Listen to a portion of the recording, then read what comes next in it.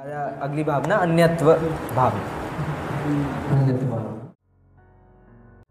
जिस देह में आत्म रहे वह देह भी जब भिन्न है, तब क्या करे उनकी कथा जो क्षेत्र से भी अन्य है भिन्न परिजन भिन्न पुरजन, भिन्न ही धन धाम है भिन्न भगिनी भिन्न जननी, भिन्न ही प्रियवाम है।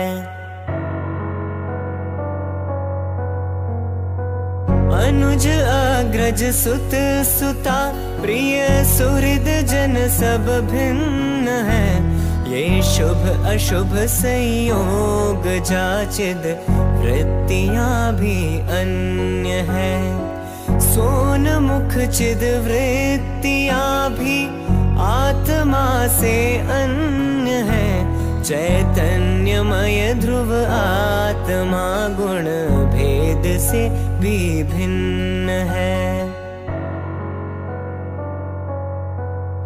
गुण भेद से भी भिन्न है, आनंद का रस कंद है संग्रहालय शक्तियों का, ज्ञान का घन पिंड है, वह साध्य है आराध्य है, आराधना का सार है, ध्रुव धाम की आराधना का एक ही आधार है। जो जानते इस सत्य को वे ही विवेकी धन्य है, ध्रुव धाम के आराधकों की बात भी कुछ अन्य है।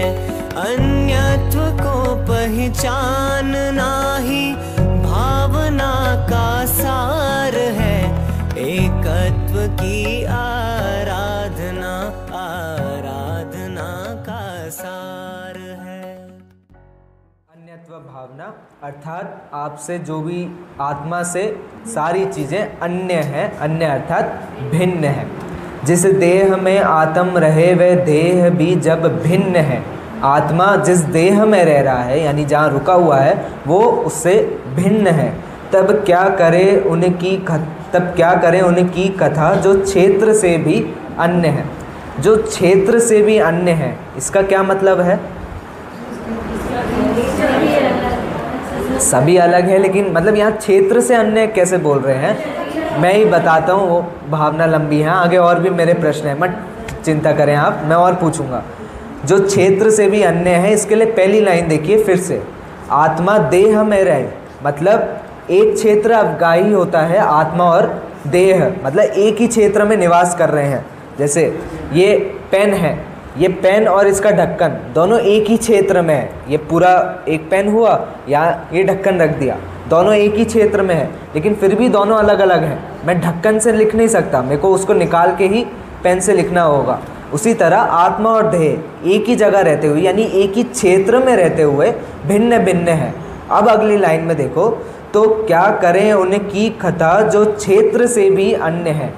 इसके बाद की 6 लाइनें यही बताएंगी आत्मा से क्षेत्र में अन्य कौन है, और उनकी कथा क्या करें मतलब यार उनकी बोलेगी क्या, जो आत्मा के स्वयं क्षेत्र में है वो ही आत्मा से अलग है, तो आत्मा के जो क्षेत्र में नहीं है उसकी हम क्या ही बोलें, या तो वो है ही अलग। उनकी कितनी ही गाएं हम गिनाते हैं वो लोग है। भिन्न परिजन, परिजन अपने साथ वाले हैं, भिन्न परिजन भिन्न पुरजन, भिन्न ही धन धाम है, धन दौलत इत्यादि सारी भिन्न है। भिन्न भगिनी भिन्न जननी, भिन्न ही प्रिय वाम है। भगिनी माता पिता बहन भाई इत्यादि सारे जो भी लोग हैं सब भिन्न हैं। नीचे अनुज अग्रज सुत सुता प्रिय सुहृद जन सब भिन्न है। सुहृद मतलब मित्र, मित्रजन इत्यादि या प्रियजन इत्यादि सब भिन्न है। अनुज अग्रज छोटे बड़े हमसे सब हमसे भिन्न है। ये शुभ अशुभ संयोग जा चिदवृत्तियाँ भी अन्य हैं। शुभ यानी अच्छी चीज़ें भी हमसे भिन्न है और जो बुरी चीज़ें हैं वो तो हमसे भिन्न है ही। स्वन्मुख चिद वृत्तियाँ भी आत्म से अन्य है। आत्मा से अन्य है मतलब आत्मा से भिन्न है, लेकिन अब किसकी कह रहे हैं? बाहर वाली चीज़ों की नहीं। स्व में उत्पन्न होने वाले शुभ अशुभ भाव भी आत्मा से भिन्न है। शुद्ध भाव क्या होता है? जो शुभ भाव और अशुभ भाव से भी भिन्न हो। शुभ भाव और अशुभ भाव आत्मा के भाव नहीं होते, ये इस लाइन में बता दिया। चैतन्यमय ध्रुव आत्मा गुण भेद से भी भिन्न है। आत्मा सुख रूप है, आत्मा केवल ज्ञान रूप है, आत्मा हितोपदेश, ये सारे गुण भेद से आप कह रहे हो। चलो कथन में तो गुण भेद आ रहा है, लेकिन ऐसे मानने पर आप गुण भेद कथन उसमें खड़ा कर रहे हो कि आत्मा में सारे गुण अलग अलग हैं, अलग अलग समय पे प्रकट होते हैं, ये कथन का आशय निकल जाता है। लेकिन यहाँ वो भी कह रहे हैं कि चैतन्यमय ध्रुव आत्मा गुण भेद, यानी इन गुण के भेदों से भी अन्य है, मात्र एक अकेला आत्मा है। गुण भेद से जो भिन्न है आनंद का रसकंद है, और जो गुण भेद से भिन्न है वो आनंद का रसकंद है संग्रहालय शक्तियों का ज्ञान का घन पिंड है।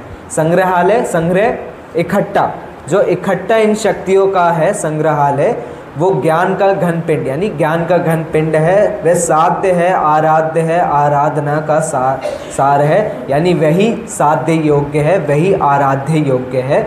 जो जानते इस सत्य को वे ही विवेकी धन्य है। ध्रुव धाम के आराधकों की बात ही कुछ अन्य है।